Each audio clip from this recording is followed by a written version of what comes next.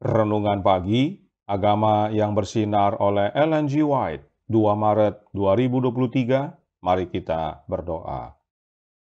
Bapa kami yang di sorga, Allah pencipta langit dan bumi, laut dan segala isinya, Allah yang maha besar, maha kuasa, satu-satunya Allah yang benar, yang kami sembah selalu melalui anak-Mu yang tunggal, Yesus Kristus.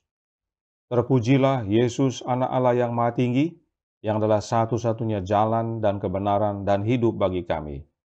Pada pagi hari ini kami bersyukur boleh bangun dan berbakti dan sebagaimana membaca dan mendengarkan nasihat firman-Mu, kiranya ini menjadi pembaharuan bagi masing-masing kami. Kami bersuka cita dalam Yesus sebab melalui Dia kami menerima karunia kehidupan yang daripada-Mu, ya Bapa. Beserta kami sepanjang perbaktian ini kehendak-Mu yang jadi, ampun kami akan dosa dan salah, karena kami berdoa hanya dalam nama anak Allah yang tunggal, Yesus Kristus, yang adalah Tuhan dan Juru Selamat kami. Amin. Renungan hari ini akan dibacakan oleh Ibu Maya Khan. Kepada Ibu Maya, kami persilahkan. Bacaan Renungan Pagi 2 Maret tahun 2023, Sukacita dalam Karunia Kehidupan. Ayat intinya terdapat di dalam 1 Timotius 6 ayat 17. Peringatkanlah kepada orang-orang kaya di dunia ini agar mereka jangan tinggi hati dan jangan berharap pada sesuatu yang tak tentu seperti kekayaan, melainkan pada Allah yang dalam kekayaannya memberikan kepada kita segala sesuatu untuk dinikmati.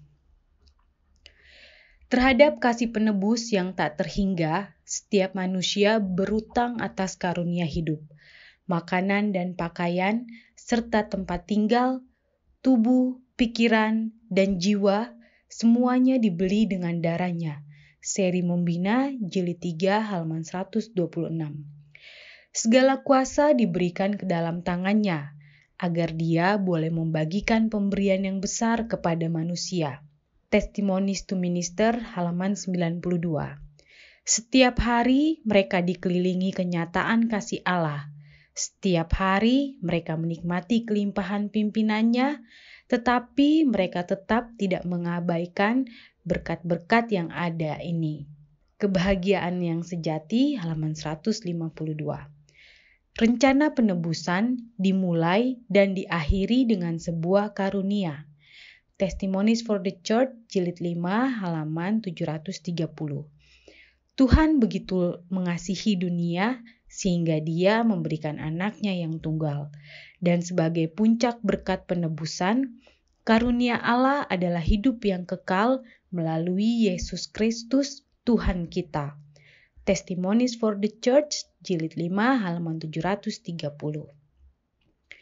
Ia telah memberikan kepada kita terang dan kemuliaan surga, dan dengan Dia berarti Ia telah menganugerahkan seluruh kekayaan surga, sebanyak yang telah dijanjikannya kepada kita untuk hidup yang akan datang. Ia telah mengaruniakan karunia-karunia agung dalam hidup sekarang ini. Sebagai subjek dari rahmat-Nya, Ia ingin agar kita menikmati segala sesuatu yang akan memuliakan, memperluas, dan meninggikan tabiat kita. Seri Membina, Jilid 4, halaman 366. Demikian bacaan renungan pagi kita pada pagi hari ini. Tuhan Yesus memberkati. Terima kasih atas penata layanan Ibu Maya. Tuhan Yesus memberkati. Selamat pagi saudaraku dalam Tuhan. Renungan hari ini dengan jelas menyatakan bahwa segala sesuatu Allah karuniakan kepada kita melalui anaknya, khususnya kehidupan.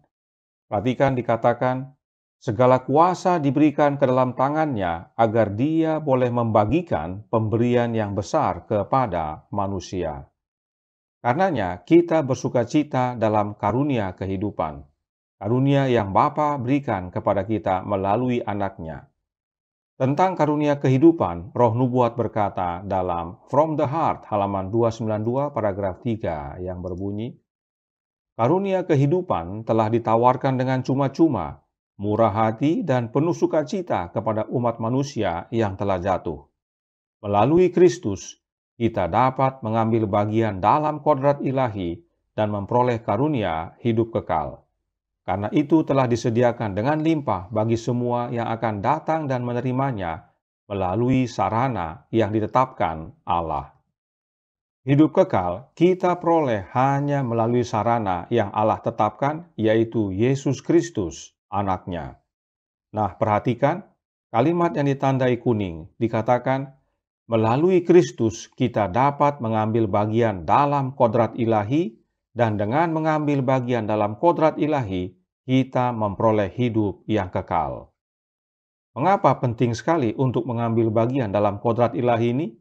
Perhatikan penjelasan Roh Nubuat berikut dalam Heaven halaman 54 paragraf 2 yang berkata, jika tubuh duniawi membusuk, prinsip-prinsip iman mereka menopang mereka karena mereka mengambil bagian dalam kodrat ilahi. Karena Kristus telah dibangkitkan dari kematian, mereka menggenggam janji kebangkitan mereka dan kehidupan kekal adalah upah mereka. Inilah pentingnya mengambil bagian dalam kodrat ilahi. Sebab kalaupun tubuh kita mati dan membusuk, namun jika kita telah mengambil bagian dalam kodrat ilahi, maka kebangkitan yang Yesus alami menjadi bagian kita dan kita bangkit kepada kehidupan yang kekal. Dan sebagaimana kutipan sebelumnya, hanya melalui Kristus kita dapat mengambil bagian dalam kodrat ilahi. Dalam tulisan lainnya, Roh Nubuat menekankan di Upward Look halaman 78 paragraf 4. Mereka yang dengan demikian mengambil bagian dari Anak Allah menjadi mengambil bagian dari kodrat ilahi satu dengan Kristus. Jelas sekali bahwa untuk mengambil bagian dari kodrat ilahi, maka kita harus satu dengan Kristus atau mengambil bagian dari Kristus.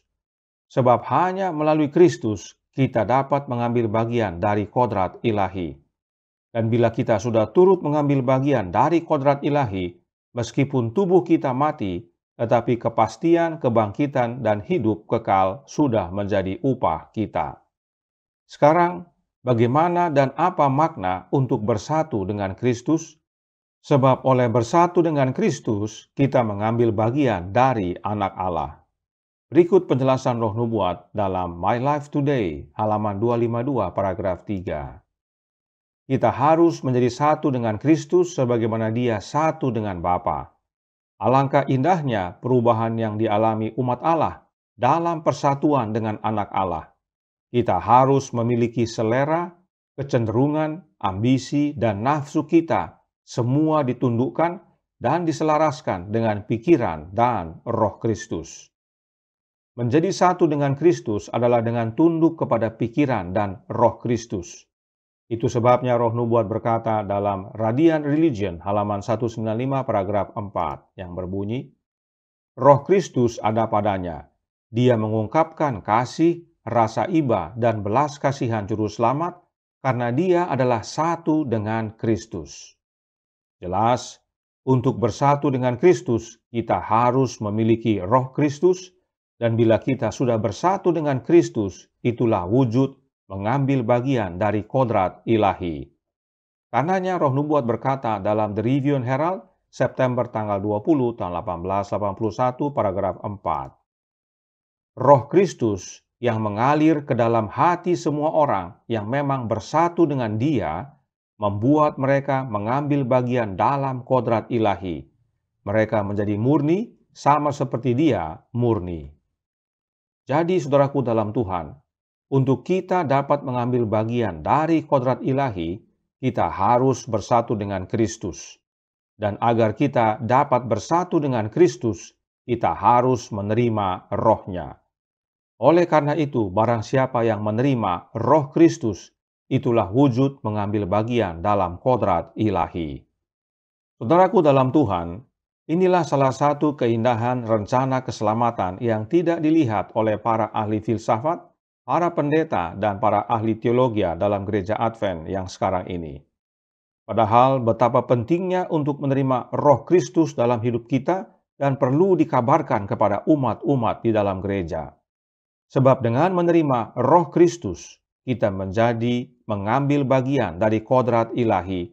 Dan bila kita sudah mengambil bagian dari kodrat ilahi, meskipun kita mati dan membusuk, kebangkitan menjadi kepastian bagi kita dan menerima kehidupan yang kekal saat Yesus datang kedua kali. Itu sebabnya renungan hari ini berkata dalam Agama yang Bersinar halaman 71 paragraf 6 yang berbunyi, Ia telah memberikan kepada kita terang dan kemuliaan sorga, dan dengan Dia berarti Ia telah menganugerahkan seluruh kekayaan sorga. Ia yang dimaksudkan adalah Allah Bapa, dan Bapa memberikan kepada kita terang dan kemuliaan sorga. Siapakah terang sorga dan kemuliaan sorga? The Spirit of Prophecy, Volume 2, halaman 191, paragraf 1 berkata, Yesus telah datang ke dunia membawa terang sorga. Terang sorga adalah Yesus Kristus. Lalu siapa kemuliaan sorga? Gospel Workers, edisi 1892, halaman 106, paragraf 4 berkata, Sang kemuliaan sorga saat terlibat dalam pelayanan duniawinya banyak berdoa kepada Bapanya. Dia sering membungkuk sepanjang malam dalam doa. Kemuliaan sorga adalah Yesus Kristus. Sebab memang Yesuslah seluruh kekayaan sorga yang Bapa karuniakan kepada kita, agar kita yang percaya tidak binasa, tetapi menerima kehidupan yang kekal. Bukankah ini suatu sukacita? Sukacita dalam karunia kehidupan. Kiranya ini menjadi pembaharuan bagi kita, agar bersukacita dalam menerima kehidupan yang kekal di dalam Yesus, yaitu oleh menerima Roh-Nya, sebab itulah wujud mengambil bagian dalam kodrat ilahi, dan itulah kepastian kebangkitan bagi kita, kepastian untuk menerima kehidupan kekal. Tuhan memberkati, saya bawa dalam nama Yesus. Amin. Mari kita berdoa. Bapa kami yang di sorga, Allah pencipta langit dan bumi, laut dan segala isinya, Allah yang maha besar, maha kuasa, sumber segalanya, yang kami sembah selalu melalui anak-Mu yang tunggal, Yesus Kristus. Terima kasih atas nasihat firman-Mu yang menguatkan pada pagi hari ini, bahwa penting sekali bagi kami untuk menerima kehidupan yang daripada-Mu ya Bapa, hanya melalui satu jalan, yaitu anak-Mu yang tunggal. Dan caranya adalah untuk mengambil bagian dalam kodrat ilahi, yaitu dengan bersatu dengan Yesus anak-Mu oleh menerima kehadiran Roh-Nya dalam hati ini. Karenanya penting sekali bagi umat-umat Allah menerima kehadiran Roh Kristus dalam hidup kami, sebab itulah wujud mengambil bagian kodrat ilahi di dalam Yesus. Oleh sebab itu, tolong kami ya Bapa, curahkan Roh anak-Mu dalam hati ini, tinggallah dalam kami ya Yesus, ubahkan hidup kami, jadikan kami menjadi umat-Mu yang penuh kuasa untuk kabarkan kebenaran. Dan pada akhirnya saat Engkau datang kedua kali, entah kami hidup, entah kami mati, jaminan keselamatan menjadi bagian kami. Beserta kami sepanjang hari ini kehendak-Mu yang jadi, ampun kami akan dosa dan salah, karena kami berdoa hanya dalam nama anak Allah yang tunggal, Yesus Kristus, yang adalah Tuhan dan Juru Selamat kami. Amin.